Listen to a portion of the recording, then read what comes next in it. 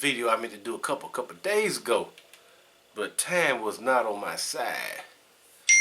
I've been out in the cotton field. I've been out in junkie land. I've been somewhere everywhere, y'all. So check this out, Cape Canaveral.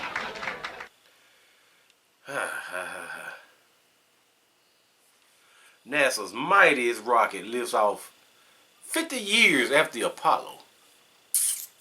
1972 was the last time they say they've been on the moon. You know what?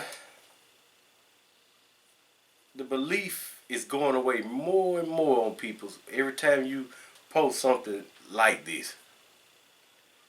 NASA's new moon rocket blasted off on its debut flight with 3 test dummies aboard early Wednesday, bringing the U.S. a big step closer to putting astronauts back on the moon. Cap. For the first time since the end of the Apollo program 50 years ago. It all goes well during the 3-week make or break shakedown flight. If it all goes well, they say. The rocket will propel an empty crew capsule into a wide orbit around the moon. Around the moon now, y'all. They ain't just get that. They ain't gonna have enough to go around the moon. And then the capsule will return to Earth with a splashdown in the Pacific Ocean in December of this year. After many years of delay and billions in cost overruns, the Space Launch System rocket thundered skyward, arising from Kennedy Space Center on 8.8 million pounds of thrust and hitting 100 miles per hour within seconds. 100 miles per hour. Pew. What that cause? Sonic blast. The Orion capsule, y'all remember that name, Orion, for future history. The Orion capsule was perched on top, ready to bust out of Earth orbit toward the moon, not quite 2 hours in the flight. The moonshot follows near 3 months of vaccine fuel leaks that kept the rocket bouncing between its hangar and the pad. Now y'all, when I get to a part about a storm, it's gonna sound some more fish smell on it. You know what I'm saying?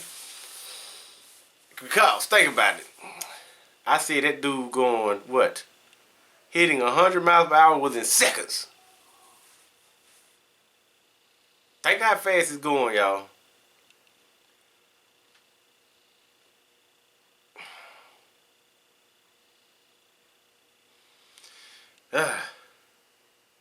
Yeah, they say, it kept bouncing back and forth. Problems here, problem there. It was forced back indoors by Hurricane Ian at the end of September. They brought it back in. And it stayed outside as the cold swept through last week with gusts of more than 80 miles per hour. 80 mile per hour winds. That's like your car going down the highway at 80 miles per hour. That wind peeled away 10-foot strip of caulking.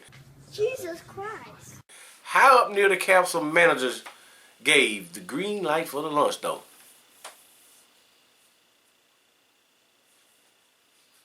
Like I said, that's going 80 miles per hour down the highway and your car start falling apart. But you think your car can make it 100 miles within seconds and not just fly apart? Y'all know, but you just don't want to know. You know. NASA expected 15,000 to watch this junk go up in the sky.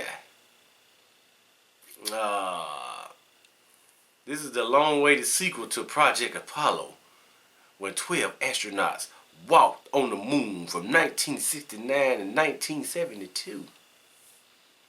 Crowds gathered outside the NASA Center.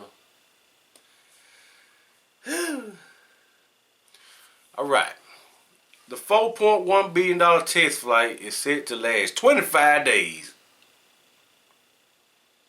Then it's coming back.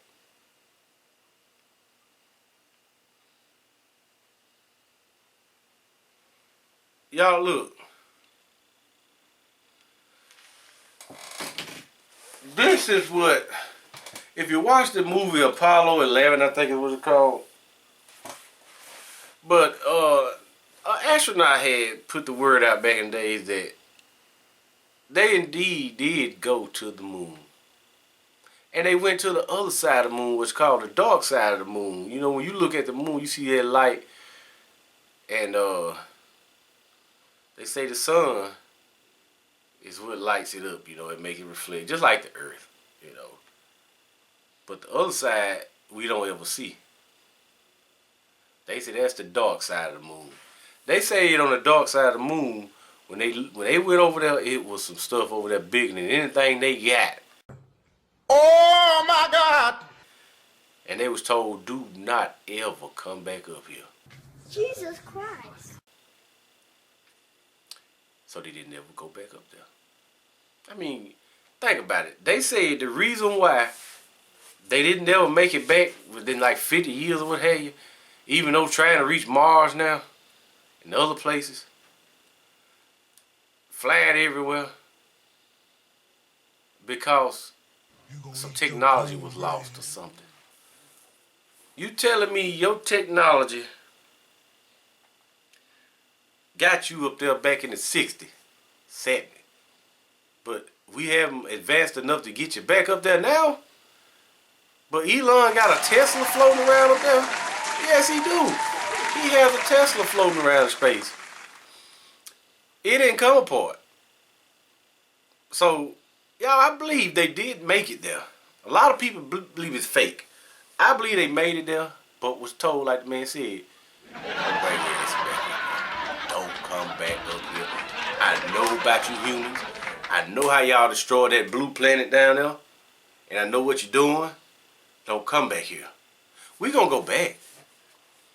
But we already got Space Force up there waiting. Y'all think, some of you don't know some of my videos, but there's a Space Force. Space Force already up there and probably lined up. They're ready to go in attack mode. We gonna be thinking we ready for it.